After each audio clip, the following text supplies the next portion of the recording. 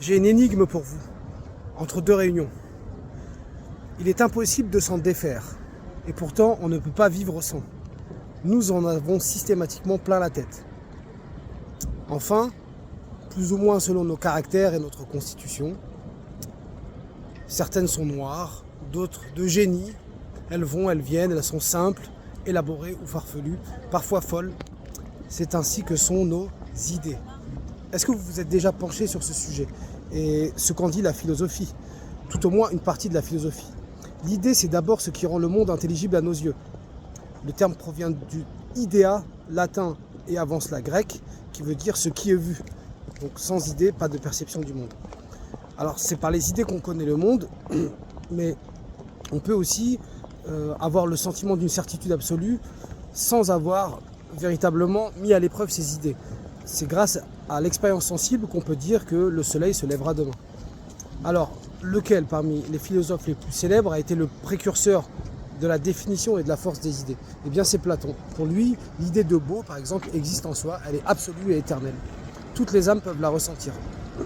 Cette force des idées, Platon, il l'oppose à la rhétorique, celle des sophistes, pour qui ce n'est pas la recherche de la vérité qui compte, mais l'utilité. Ils ne sont pas les seuls à réfuter l'autonomie des idées, ces sophistes qui préfèrent emporter l'opinion que dire la vérité. Il y a aussi les nominalistes et les empiristes, comme Hobbes, qui considèrent que les idées ne sont que des mots, que nous collons comme des étiquettes à nos impressions sensibles. Mais au fait, qui peut nous parler de l'origine de ces idées chez les philosophes?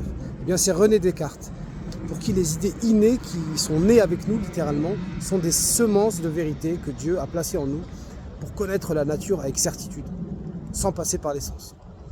Et c'est enfin avec Emmanuel Kant et sa critique de la raison pure que l'utilité pratique des idées voit le jour.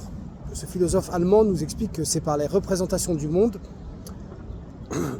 qui captent les formes a priori de notre sensibilité, par exemple le temps et l'espace, et par les catégories de notre entendement que nous comprenons le monde. On ne comprend pas le monde en soi, on ne peut pas avoir une idée objective du monde. L'objectivité change de perspective et elle change en fonction des individus. Elle ne définit plus la conformité du monde à nos idées. L'idée, c'est ce que la raison produit quand elle essaie de penser au-delà des expériences, au-delà de nos sens.